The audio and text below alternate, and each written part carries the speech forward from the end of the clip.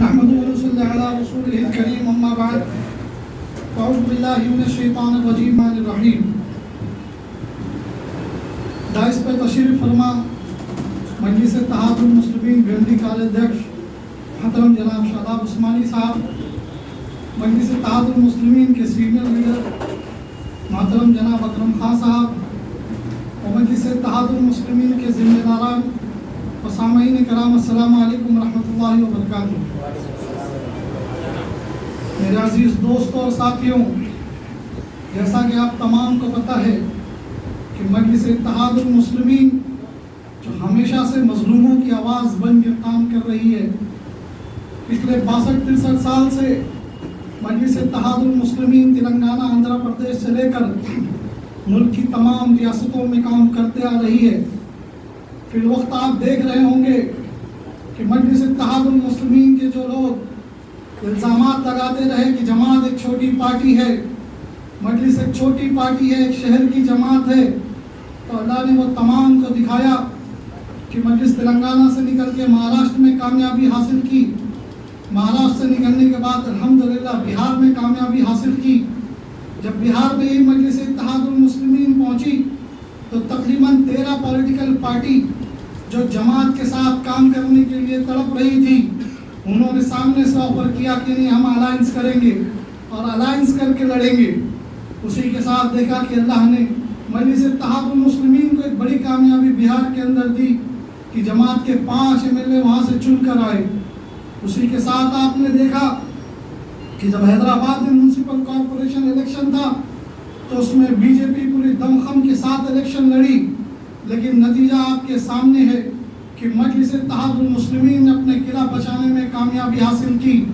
पिछले बार जहां हमारी 44 सीट थी, इस बार बीजेपी की लहर में हमने 45 सीट जीती। अगर किसी का नुकसान हुआ तो वही लोगों का हुआ जो हम पर इल्ज़ाम लगा रहे थे। आज आप देखिए महाराष्ट्र के अंदर हम रहते हैं, पिछले महाराष्ट्र में 30 साल की जो नस्ल यहाँ बैठी हुई है, ये तमाम से मेरा सवाल है कि जब इलेक्शन आता था तो हमारे बड़े बुजुर्ग बोलते थे कि नहीं, कांग्रेस को वोट देना है, ये एनसीपी को देना है, ये समाजवादी को देना है। अगर हमने इन सो कॉल्ड सेकुलर जमात का साथ नहीं दिया तो महाराष्ट्र के अंदर शिवसेना आ जाएगी।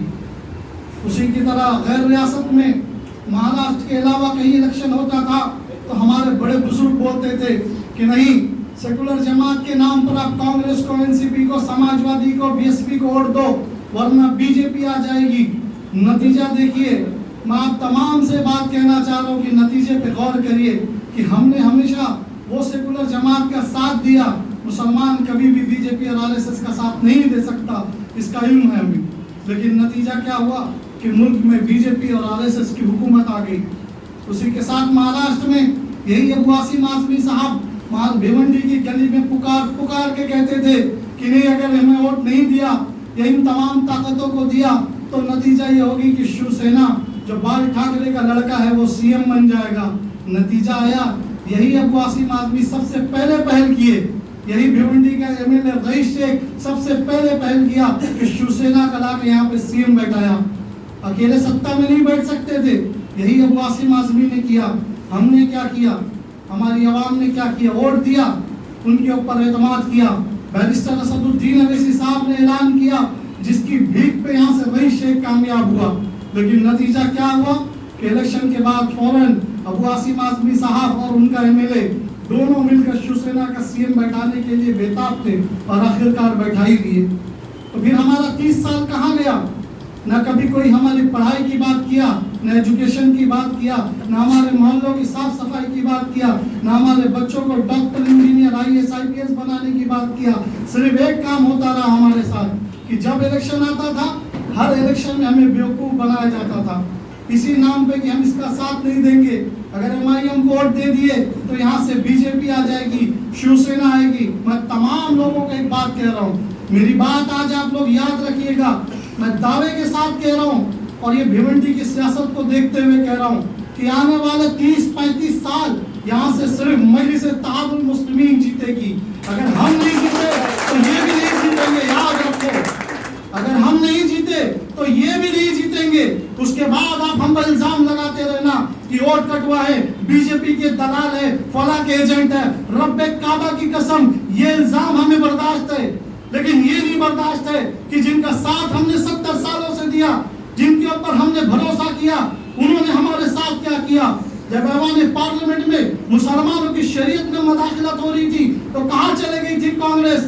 अल्लाह जन्नत में आला मकाम दे किशनगंज के मेंबर ऑफ पार्लियामेंट को, जिनको खास तौर से राहुल गांधी ने चिट्ठी भेजा, या ऑन रिकॉर्ड उनका बयान मैं कह रहा हूँ, गलत कह रहा हूँ तो केस बुक कराना। उन्होंने चिट्ठी भेजा, बोला नहीं मौलाना साहब, मौलाना असरारुल हक कासमी साहब, आप इसमें हिस्सा नहीं लेंगे। क्यों नहीं लेंगे? मुसलमानों ने इसलिए जिता के भेजा कि जब मेरी मस्जिद पे हमला होगा तो तुम आवाज उठाना, जब मेरी शरीयत में मुदाखलत होगी तो तुम आवाज उठाना, जब मेरी इज्जत पे हमला होगा तो तुम आवाज उठाना। इसलिए नहीं भेजा मुसलमानों ने चुनकर कि जब मेरी शरीयत की बात होगी तो आप बोलोगे नहीं मैं ट्रैफिक में फंस गया था, जब मेरी शरीयत पे बात होगी तो आप चिट्ठी भेज दोगे, बोलोगे नहीं आप इस पे बात नहीं कर सकते।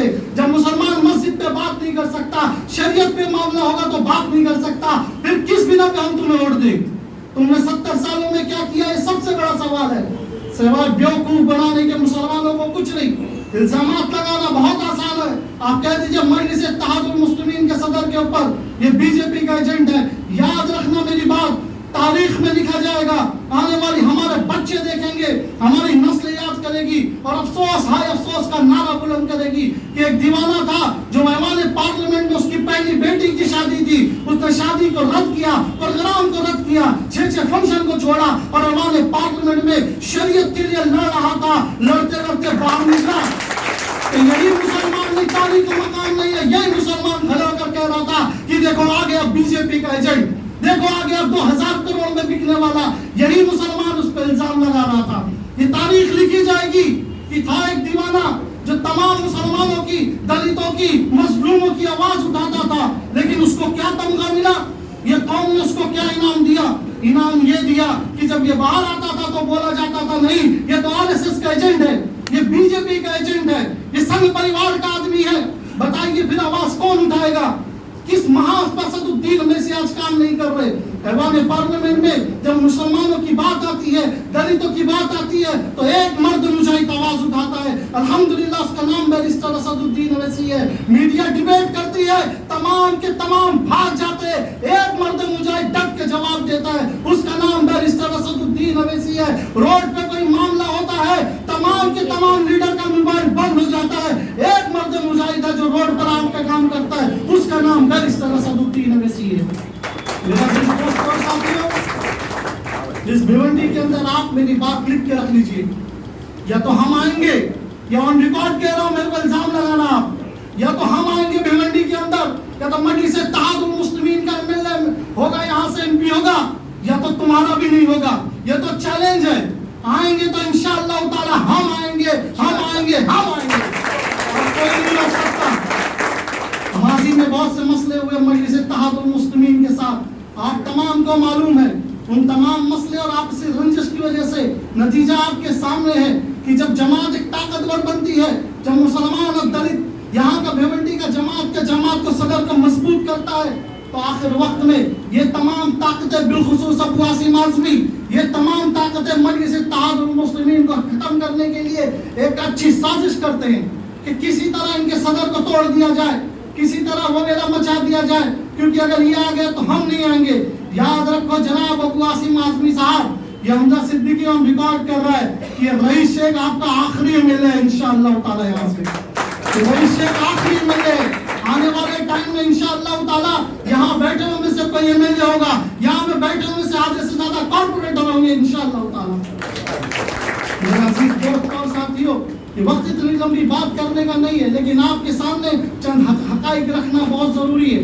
आप तमाम से मुअद्दबाना गुजारिश है, वो तमाम लोगों को जिनको आज जिम्मेदारी दी जाएगी उनसे भी गुजारिश है, उनके साथ में आए हुए उनके दोस्त अहबाबों से भी गुजारिश है कि आइए मजलिस इत्तेहादुल मुस्लिमीन का साथ दीजिए, शख्सियत मत देखिए।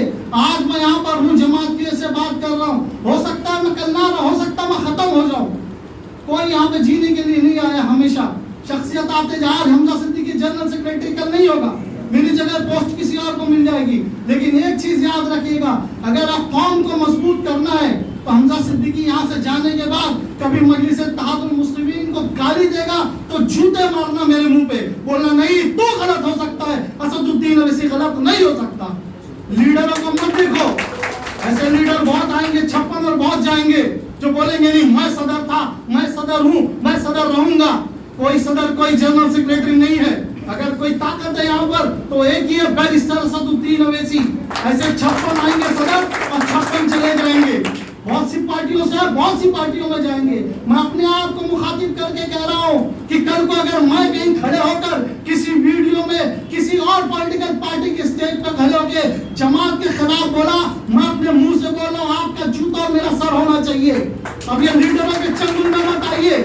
अगर आपको कौम को मजबूत करना है, आपको अपने आप को मजबूत करना है, आपको हक मनवाना है, आपको हक लेना है, तो एक को लीडर मानना पड़ेगा, वो है बैरिस्टर असदुद्दीन ओवैसी। अजीज दोस्तों साथियों, और भी लोग आपसे बात करेंगे इंशाअल्लाह ताला। हम लोग मिलते रहेंगे, बात करते रहेंगे।